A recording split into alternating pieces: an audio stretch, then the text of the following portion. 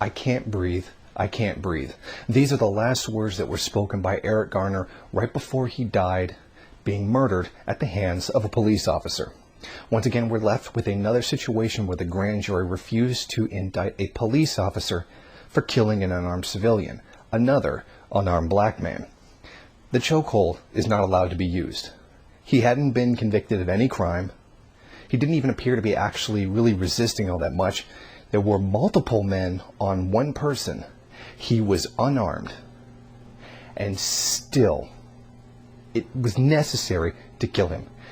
Even the coroner ruled the death a homicide, and still a grand jury refused to charge the police officer with murder, which this, in the most blatant sense, obviously was.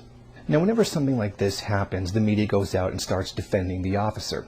In particular, in this case, the New York Times. Look at exactly what it is they say and how they phrase it. On the video, Mr. Garner, a 350-pound man who was about to be arrested for illegally selling cigarettes, can be seen complaining of harassment and physically resisting arrest by several officers, including Officer Pantaleo, whose arm finds its way around the struggling man's neck. As the struggle continued, one of Officer Pantaleo's arms moved around Mr. Garner's neck. Look at the phrasing here. It's almost as though the officer's arm was separate from the consciousness of the officer himself. It's almost as if his arm was acting of its own volition. It found its way around. It reached out and did this. No. The officer did it. But what's significant is the actual wording used by the New York Times. It's almost as though they're still trying to portray it as though it were an accident, something that was beyond the officer's control that just happened, which is absolutely not true. Now, if you think that's bad, listen to what it is that the police officers' union head actually says in order to defend this murder. We feel Mr. Garner had made a choice that day to resist arrest. You cannot resist arrest. It leads to a dangerous confrontation. You have no right to resist arrest? Well, what am I supposed to do if it's a wrongful arrest?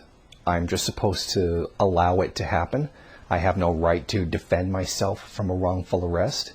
So essentially what he's saying is that the police can come in at any time, arrest you for anything they want, even if it's literally nothing, and you're not allowed to resist arrest.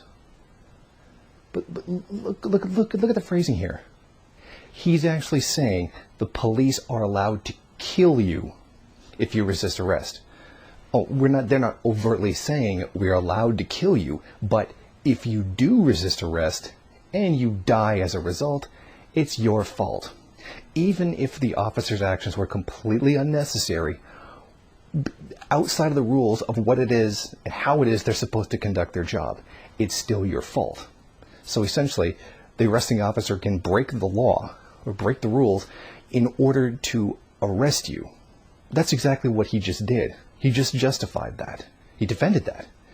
And in the end, he did just say that police officers are allowed to kill you if you don't agree to being arrested.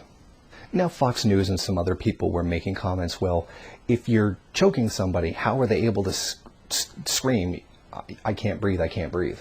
You see, the problem is the chokehold that was used by the officer was a carotid choke, which means it was actually cutting off blood. It was not necessarily cutting off air.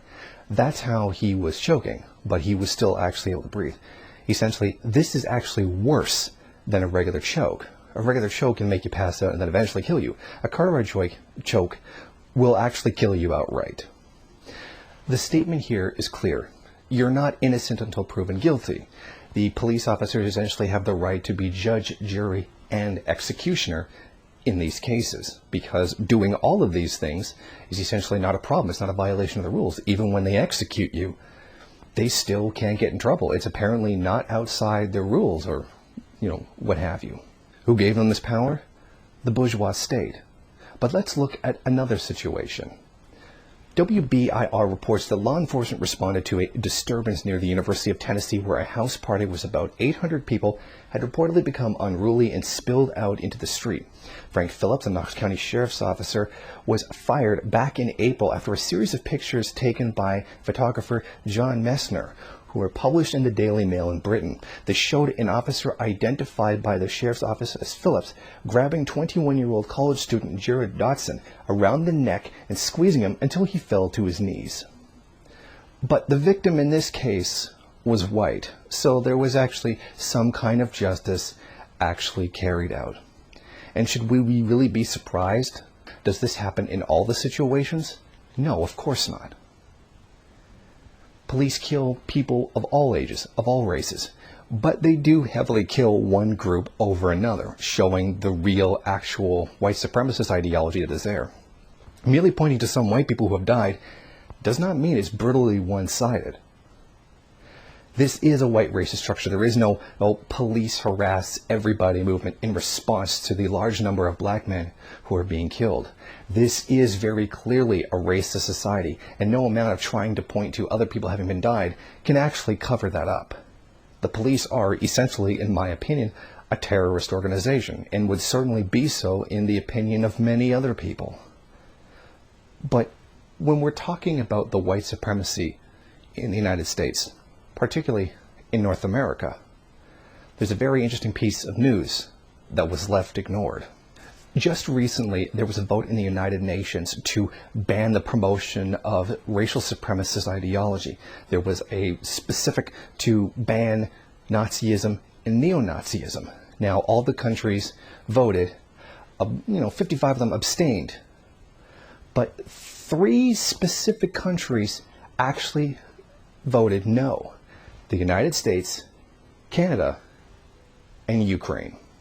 It was entitled Combating Glorification of Nazism, Neo-Nazism, and Other Practices that Contribute to Fueling Contemporary Forms of Racism, Racial Discrimination, Xenophobia, and Related Intolerance.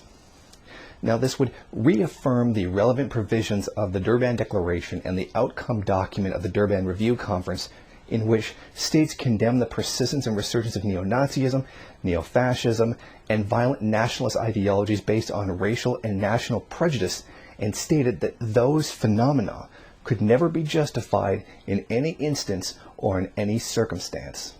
Essentially, it's very clear. It's against neo-Nazi ideology, or Nazi ideology, or whatever particular label that you want to put on it.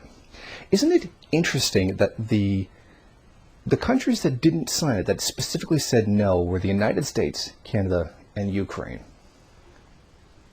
What is the government of Ukraine right now? The one that's supporting the West. It's got a hell of a lot of neo-Nazis in it right now. And that it's pretty much a white supremacist, it's turning into a complete white supremacist nation under the NATO-backed leader. And 2 of the biggest leaders, the 2 of the biggest supporters of that have been Canada and the United States.